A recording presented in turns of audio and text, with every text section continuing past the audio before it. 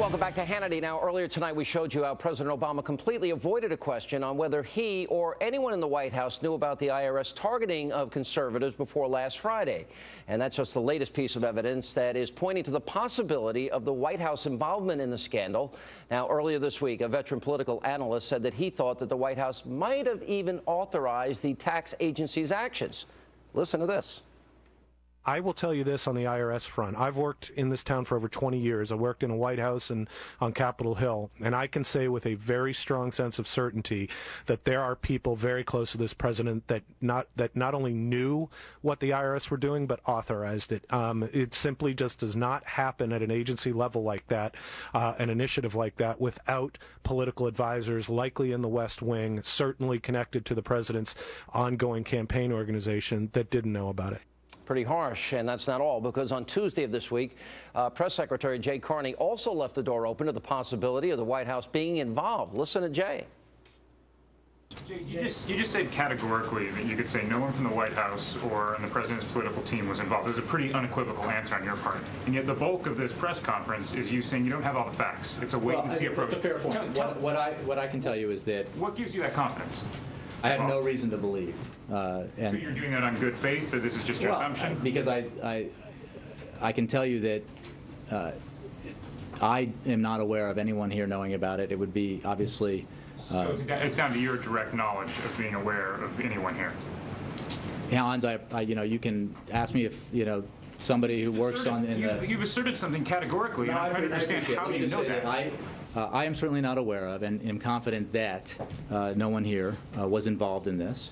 Stylistic differences. Here with reaction, radio talk show host Dana Loesch and Fox News contributor Leslie Marshall. Jay Carney, Dan, has been having a pretty rough time of it of late, but he really did. I thought that reporter by saying, well, hey, hang on a second. You say you don't have all the facts, and you say that you know for sure that that didn't happen. That was a good question.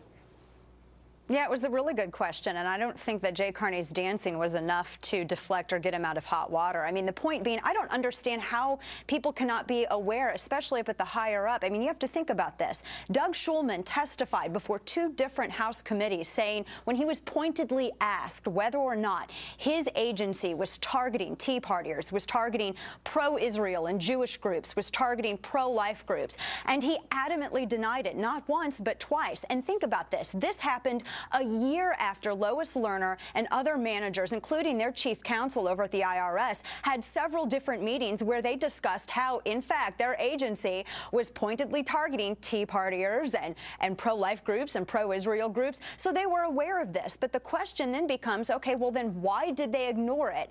Maybe it's because they wanted to wait for the story to come out after the election. Yeah, I think that's probably a good point because it was a long time before. Leslie Marshall, we know that Representative Dave Camp of the House Ways and Means Committee, he's saying that Doug Shulman and others, who was the former commissioner of the IRS, that they lied before Congress. Now, we're going to begin some hearings tomorrow with his successor. What are your thoughts as a liberal? Well, first of all, Doug Shulman was not a liberal president. As you know, George W. Bush appointed Shulman, and we have already seen 2 heads roll, the number 1 and number 2 at the IRS currently. So do I think that Shulman should be brought and that should be brought up? Absolutely. We have said on the left and the right as Americans that we don't want anyone targeted, and I say that as a liberal. But you know what, Sean? I also don't want any tax-exempt status given to groups on either side when they're not following the law. If they're political in nature, they're not following the law. Let's stay focused here if we can. Dana?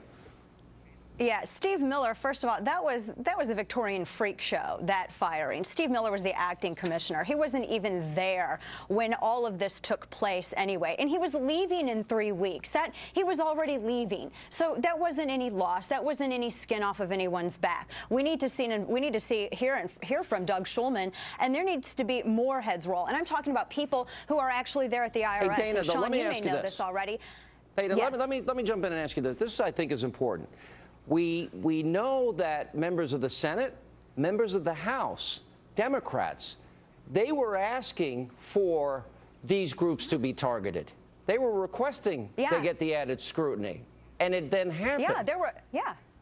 Yeah, absolutely. There are a number of Democrats who have letters back and forth with the IRS and with the commissioner and with different managers within the IRS who are specifically asking for this increased scrutiny. And then to top it all off, you have Sarah Hall Ingram, who is the commissioner of that particular department of the tax-exempt organization within the IRS. And now where is she? She's heading up the Obamacare division within the IRS, the same woman who was in charge of the department targeting Tea Partiers and all other conservative groups. She's still there. In fact, she was promoted. Now, how does that happen? Yeah, you know, Leslie, I just think it would be honest of those of you on the left to say this for the sake of every American. You know, we now reach a level of soft tyranny here if we're targeting people, intimidating people, based solely on either their opposition to the government or their particular point of view.